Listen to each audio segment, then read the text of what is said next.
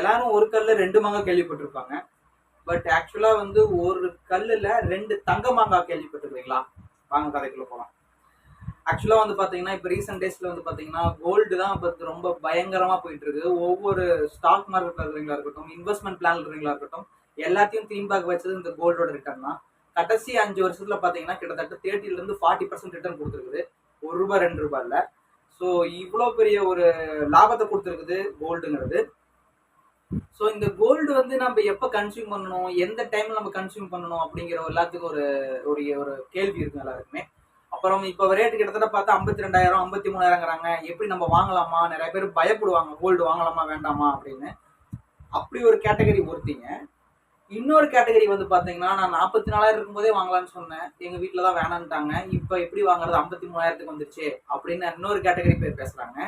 இன்னொரு கேட்டகரி என்ன சொல்றாங்கன்னா கோல்டர் மட்டும் என்ன பண்ண போறோம், தங்கம் வாங்கினா அது வேஸ்ட் தான் அப்படிங்கிற மென்டாலிட்டியில இன்னொரு கேட்டகரி சொல்றாங்க.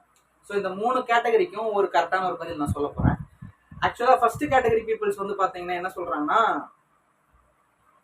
கோல்டு வந்து 52,000 இருக்கு, 53,000 இருக்கு, நான் எப்படி வாங்குறது அப்படிங்கிற கேள்வி ஃபர்ஸ்ட் கேட்டகரி பீப்புள்ஸ்.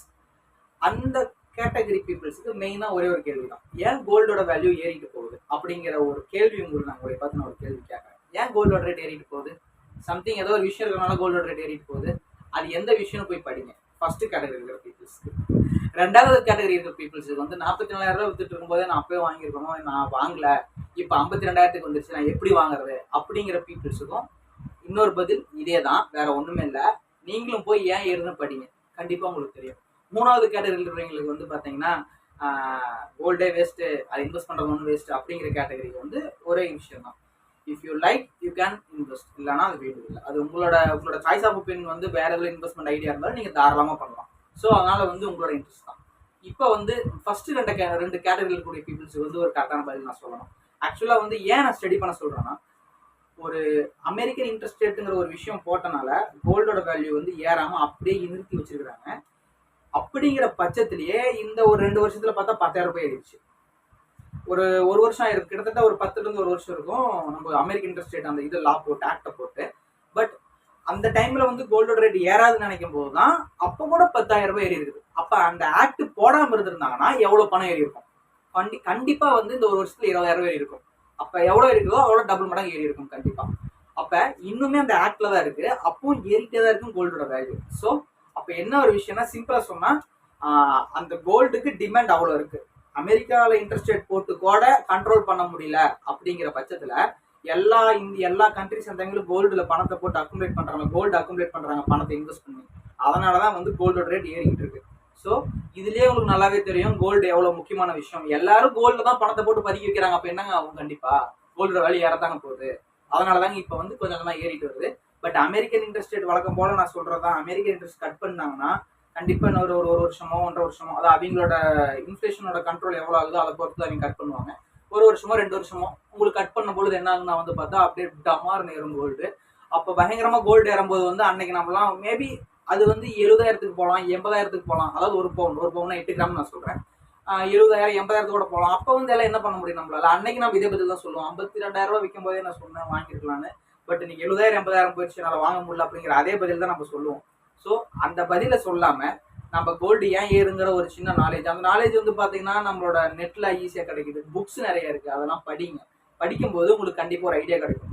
ஆனா என்னோட ஐடியா வந்து நான் உங்களுக்கு வந்து அப்படி சொல்ல முடியாது. ஏன்னா வந்து என்னோட பாயிண்ட் ஆஃப் வியூல நான் பாக்குறது வேற மாதிரி இருக்கும். நீங்க இன்னும் என்னோட நல்ல டேலண்டட் பர்சனா இருந்தீங்கன்னா உங்களோட பாயிண்ட் ஆஃப் வியூ ஈஸியா நீங்க அதை வந்து கணிக்க முடியும் ஏன் வந்து ஏறுது அப்படிங்கறதுனால. ஸோ கண்டிப்பா வந்து கோல்டுங்கிறது ஒரு நல்ல ஆப்ஷன் தான். இந்த ரேட்ல கூட தாராளமா வாங்கலாம். பட் இப்போ ரீசெண்டா இந்த 1 மந்த்ல வந்து பாத்தீங்கன்னா கொஞ்சம் கோல்டோட ரேட் இறங்கிட்டு வருது. நீ ஃபர்தரா வரக்கூடிய ஒரு மாசத்துல வந்து பாத்தீங்கன்னா கோல்டோட ரேட் கொஞ்சம் இறங்கும். மேபி 50,000 வரைக்கும் போறதுக்கு வாய்ப்புகள் இருக்கு. ஸோ கொஞ்சம் இப்பவும் வாங்கலாம், இல்ல கொஞ்சம் வெயிட் பண்ணி வாங்குறதுனால நீங்க தாராளமா வாங்கலாம். பட் 50,000 பணம் உடஞ்சு 49,000 அந்த லெவல்ல வந்ததுன்னா நீங்க தாராளமா கோல்டு வாங்கி போடுங்க. காரணம் ஏன்னா வந்து கண்டிப்பா அது ரைஸ் ஆகதான் போகுது. ஏன்னா 2-3 வருஷத்துல கண்டிப்பா அமெரிக்கன் இன்ட்ரெஸ்ட் ரேட் இறக்கிடுவாங்க. இறக்குன உடனே என்ன ஆகும்? கோல்டு பயங்கரமா பிச்சுக்கிட்டு மேல ஆரம்பிக்கும். அதனால வந்து ரைட் டைம் டு அக்குமுலேட் கோல்டுங்கிறது இந்த டைம் தான். நீங்க தாராளமா கோல்டு வாங்கி அக்குமுலேட் பண்ணலாம். இதுக்கு மேல நீங்க வந்து ஃபர்தரா இன்னும் வந்து அட்வைசர்ட்ட நீங்க கேட்டு ரெகனைசேஷன் பண்ணி நீங்க வந்து கோல்டு வாங்குங்க தாராளமா. ஸோ இதுதான் இந்த வீடியோல நான் சொல்ல போறேன். 2 மாங்காய் நான் சொன்னேன், ஒரு கல்லுல 2 தங்க மாங்காய் அப்படின்னு சொன்னேன். அது என்னன்னு பாத்தீங்கன்னா வந்து அந்த ஒரு கல்லுங்கிறது இந்த இன்வெஸ்ட் பண்ணக்கூடிய இந்த டைம் தான் அந்த ஒரு கல். அந்த 2 மாங்காய் என்னன்னா வந்து பார்த்தா 2 விஷயம். ஒன்று வந்து அமெரிக்கன் இன்ட்ரெஸ்ட் ரேட் போட்டுருக்கறனால கோல்டோட வேல்யூ இறங்கிட்டு இருக்கு, அது ஒரு மாங்காய். 2வது மாங்காய் என்னன்னு வந்து பார்த்தா இப்போ ரீசெண்டா வந்து சைனா வந்து பாத்தீங்கன்னா கொஞ்சம் கோல்டுல இன்வெஸ்ட் பண்றது குறைச்சிருக்காங்க, அதனால கொஞ்சம் இறங்கிட்டு வருது. இப்போ இந்த 54,000 ரூபாய் கிட்ட போயிட்டு மறுபடியும் 2,000 இறங்கி இருக்குது. அது காரணம் அவங்க தான். ஏன்னா சைனா வந்து மேக்சிமம் அந்த கண்ட்ரி தான் ரொம்ப அக்குமுலேட் பண்ணாங்க கோல்டு, கொஞ்சம் அவங்க குறைச்சனால வெறும் 2,000 ரூபாய் தான் இறங்கியிருக்கு. ஸோ அதனால கோல்டோட ரேட் இறங்கிட்டு வருது. கண்டிப்பா மறுபடியும் எல்லாரும் அவங்க கோல்டு இன்வெஸ்ட் பண்ணுவாங்க, அதனால மறுபடியும் கோல்டு ரேட் ஏறப்போகுது. ஸோ அதனால இது ஒரு நல்ல டைம். ஒரு கல்ல இதுதான் 2 தங்க மாங்காய். இந்த கதை உங்களுக்கு, இந்த ஒரு கல்ல 2 தங்க மாங்காய் கதை புரிஞ்சிருந்து உங்களுக்கு பிடிச்சிருந்ததுன்னா இந்த சேனல் லைக் பண்ணுங்க, இந்த வீடியோவை லைக் பண்ணுங்க, இந்த சேனலை சப்ஸ்கிரைப் பண்ணுங்க, உங்க ஃப்ரெண்ட்ஸ் அண்ட் ரிலேட்டிவ்ஸ்க்கு அனுப்பிச்சு விடுங்க. நீங்களும் வந்து நல்லா இன்வெஸ்ட் பண்ணி நல்ல ஒரு சக்ஸஸ்ஃபுல் பர்சனாக லைஃப்ல வந்து சேவிங்ஸ் தான் ஒருத்தருக்கு வந்து மிகப்பெரிய ஒரு முதுகெலும்பா இருக்கும். ஸோ சேவ் பண்ண மறந்துடாதீங்க. Thank you so much. Bye by.